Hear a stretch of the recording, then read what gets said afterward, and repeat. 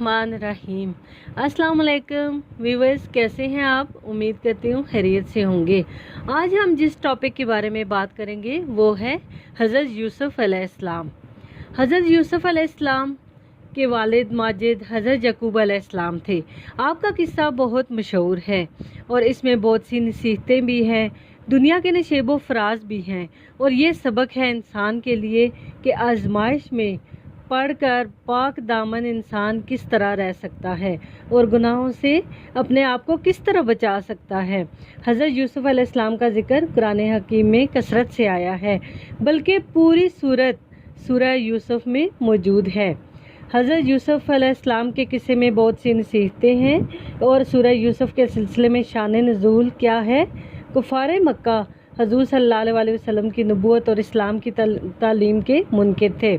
आपको हैरान करने के लिए वो तरह तरह के सवालात आपसे करते। हज़रत यहूदी भी कुफ़ार मक्का के साथ थे।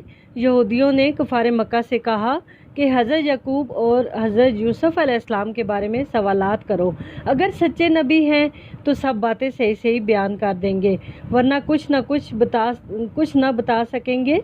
पूछो वो कौन थे, मिस्र में इनको क्या क्या वाक़यात पेश आए। कुफ़ार मक्का ने यहूदियों की हिदायत के मुताबिक बहुत से सवालात किए। कुरान हकीम में इन बातों का जिक्र है।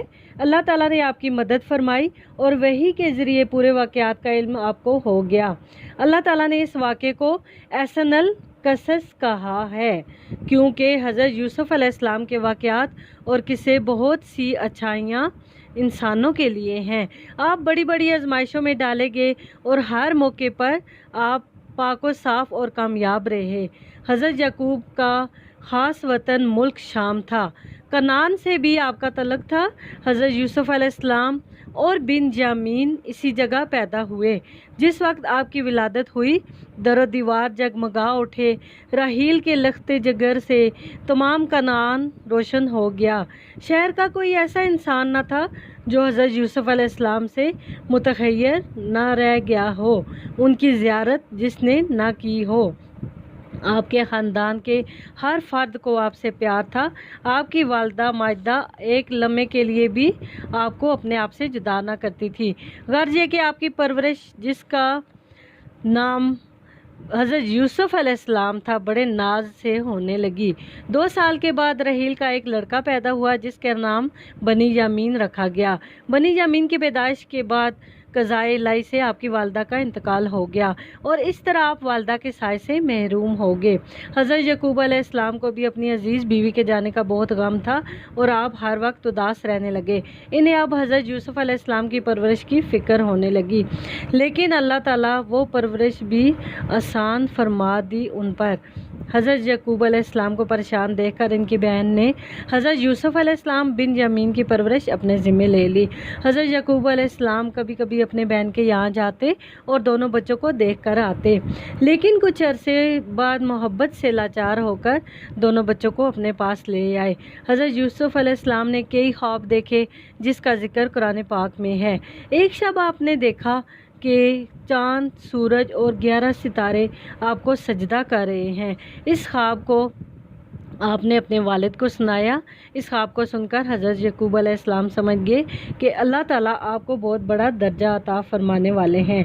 हज़रत यकूब अलैहिस्सलाम ने हज़रत यूसुफ़ अलैहिस्सलाम को मना कर दिया कि इस ख्वाब का जिक्र अपने भाइयों से ना करे, क्योंकि शैतान इंसान के साथ है तो वो कहीं आपको नुकसान ना पहुँचाए। हज़रत यूसुफ़ अलैहिस्सलाम ने वालिद साहब को एक और अपना ख्वाब सुनाया कि एक रात हज़रत यूसुफ़ अलैहिस्सलाम अपने वालिद की ख्वाबगाह में आराम फरमा रहे थे कि ख्वाब में देखा कि ये वही ख्वाब था जिसका जिक्र कुरान करीम में भी आया है। ख्वाब देखकर हज़रत यूसुफ़ अलैहिस्सलाम की खौफ से आँख खुल गई। आपने अपने वालिद को जगाया और इनसे अर्ज़ किया कि मैंने अभी अभी एक ऐसा ख्वाब देखा है जिसने मेरे होश उड़ा दिए हैं। हज़रत यकूब अलैहिस्सलाम मुतवज्जो हुए और आपने बताया کہ میں ایک بلند و بالا پہاڑ کی چوٹی پر بیٹھا ہوں جس کے چاروں طرف نہریں جاری ہیں اور ان کے ارد گرد میوے دار درخت ہیں۔ حیران ہو کر اس نظارے کو دیکھ رہا تھا کہ ایک بزرگ نے آ کر ایک کنجیوں کا گچھا میرے ہاتھ میں دے دیا اور فرمایا، یہ سارے جہان کی کنجیاں ہیں۔ میں نے آسمان کی طرف نظر اٹھا کر دیکھا کہ تمام آسمانوں کے دروازے کھل گئے۔ میں دروازوں کو دیکھ ہی رہا تھا کہ یکا یک آسمان سے 11 ستارے، چاند اور سورج اس پہاڑ پر اتر آئے اور انہوں نے مجھے سجدہ کیا۔ اس خواب کو سن کر حضرت یعقوب علیہ السلام سمجھ گئے کہ حضرت یوسف علیہ السلام کو اللہ تعالیٰ نے بہت بلند درجہ عطا کرنے والے ہیں اور دنیا آخرت دونوں جگہ انہیں سرفراز فرمائیں گے۔ چنانچہ آپ نے بیٹے کو تسلی و تشفیع دی اور اس خواب کی تعبیر بیان فرمائی کہ تم بالکل مت ڈرو، تمہارا یہ خواب بہت ہی مبارک خواب ہے۔ اللہ تعالیٰ تمہیں دین اور دنیا میں بہت بڑا درجہ دینے والا ہے۔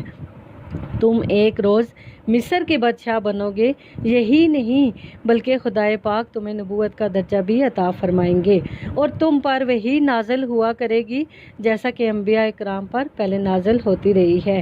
تمہارے سوتیلے بھائی جو تمہیں پسند نہیں کرتے تمہاری اطاعت کریں گے، خاندان والے جو آج تمہارے خلاف ہیں تمہارا کچھ نہ بگاڑ سکیں گے اور آخر کار وہ فرما بردار بن جائیں گے۔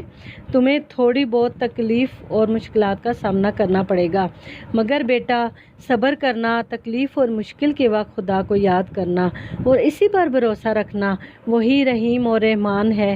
خبردار اپنے اس خواب کو کسی دوسرے کے سامنے ہرگز نہ بیان کرنا۔ حضرت یعقوب علیہ السلام کی باتوں سے حضرت یوسف علیہ السلام کے دل سے خوف دور ہو گیا۔ جب حضرت یعقوب علیہ السلام اور حضرت یوسف علیہ السلام اپنی باتوں میں مصروف تھے تو ان کی سوتیلی والدہ نے چپکے سے ان کے باپ بیٹے کی باتیں سن لیں اور سمجھ گئیں کہ میرے لڑکے باپ کی نظروں میں بلند درجہ نہیں پائیں گے۔ اس نے سوچا حضرت یوسف علیہ السلام کو راستے سے ہٹا دیا جائے تاکہ سب بھائی باپ کی نظروں میں ذلت اور رسوائی سے بچ جائیں۔ چنانچہ وہ الٹے پاؤں واپس ہوئی اور اپنے سارے بیٹوں کو جمع کر کے خبردار کر دیا اور سارا واقعہ سنا دیا۔ اس پر سوتیلے بھائیوں نے حضرت یوسف علیہ السلام کے دل میں نہایت محبت سے سیر و تفریح کی امنگ جگوائی۔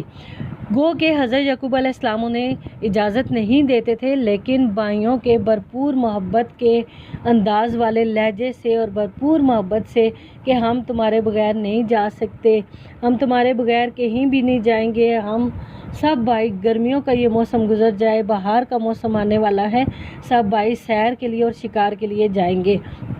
اس بہانے سے وہ حضرت یوسف علیہ السلام کو ضد کر کے لے گئے۔ حضرت یوسف علیہ السلام کو گو کہ حضرت یعقوب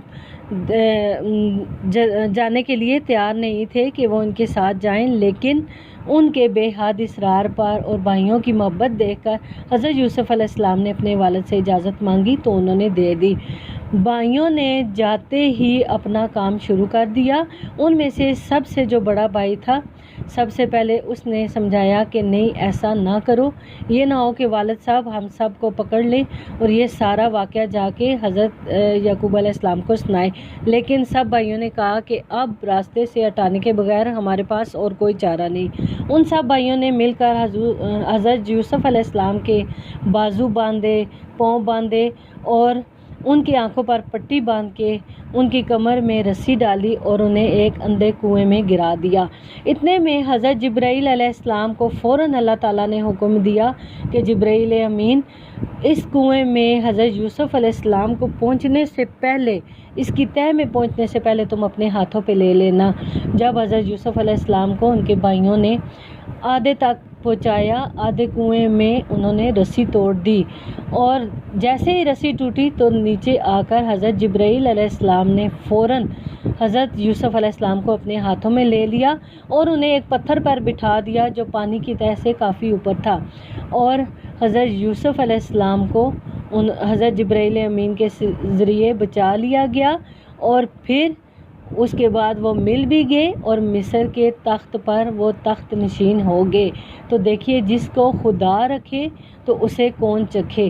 تو حضرت یوسف علیہ السلام چونکہ حضرت یعقوب علیہ السلام ایک پیغمبر کے بیٹے، ایک پیغمبر ہی تھے، تو ان کی حفاظت کا ذمہ بھی اللہ تعالیٰ نے جبرائیل امین کے ذریعے اپنے ذمہ اٹھایا ہوا تھا اور ان کو بچا لیا گیا۔